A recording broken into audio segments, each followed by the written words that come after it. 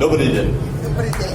Voilà, donc pour vous présenter un peu ce livre, c'est donc à la fois quelque chose de très prétentieux, une envie de faire une autre forme d'histoire, une autre forme de bande dessinée, et qui m'a finalement, je parlais de charnière, c'est vrai que depuis cet album-là, j'ai fait une incursion à nouveau dans le milieu de l'aventure franco-belge, et je me suis rendu compte que c'était vraiment pas mon truc, donc j'ai définitivement décidé de dessiner des histoires de la vraie vie. Il s'appelle César Manrique, qui est un artiste espagnol qui est né sur les îles des Canaries et qui, en revenant de New York après une consécration mondiale à son travail, a retrouvé ces îles en proie au tourisme de masse et à la bétonisation totale pour accueillir ces touristes. C'est la base réelle. Ça, c'est la base réelle, ça a existé.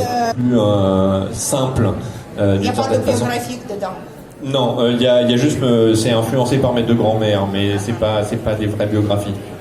Mais la seule chose qui est vraie dans cet album-là, c'est le phénomène géologique qui sert de base à l'histoire. C'est-à-dire que ça se passe dans la région où toute ma famille est née.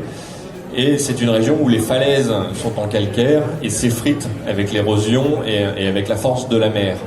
Et du coup, les maisons qui ont été construites il y a 50 ans assez loin de la falaise pour avoir la vue sur la mer se retrouvent à deux doigts de la falaise et à deux doigts de tomber dans le vide.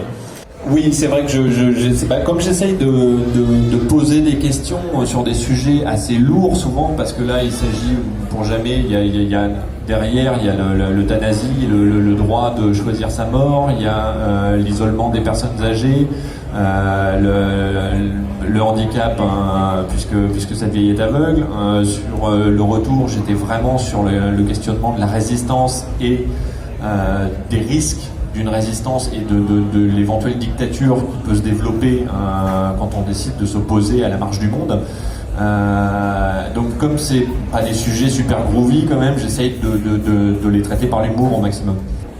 Et le dernier, alors c'est sans doute le plus actuel de tous, parce que là j'ai vraiment le plus actuel. C'est une forme de coup de gueule contre quelque chose qui se passe en ce moment et qui me fait extrêmement peur. C'est un coup de gueule contre les réseaux sociaux. C'est une réaction au fait de voir les gens s'insulter et se foutre littéralement sur la gueule tous les jours sur des sujets certes importants mais qui ne méritent pas forcément une guerre civile. Et du coup, celui-là est un peu inversé par rapport aux deux autres, puisque les deux autres, j'étais parti de quelque chose de très réel pour faire croire à une fiction. Celui-là, je pars vraiment d'une fiction et je vais essayer par les conséquences de cette fiction de rendre l'histoire réelle. Donc là, on est sur un espèce de personnage qui s'appelle Doug, qui vit au bord d'un loch dans les fins fonds des Highlands, au nord de l'Écosse, mais qui vit au bord d'un loch que personne ne connaît, c'est pas le Loch Ness.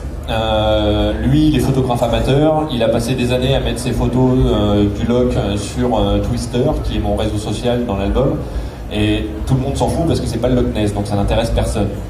Donc on sait qu'il a un peu laissé tomber l'idée de publier ses photos, il garde ses photos pour lui, il veut plus les montrer à personne, jusqu'au jour où il tombe sur une créature translucide qui est un mélange de schtroumpf, de préservatifs géants avec plein de tentacules, et son premier réflexe, bien sûr comme nous tous à l'heure actuelle, c'est de le prendre en photo et de publier les photos sur Twitter.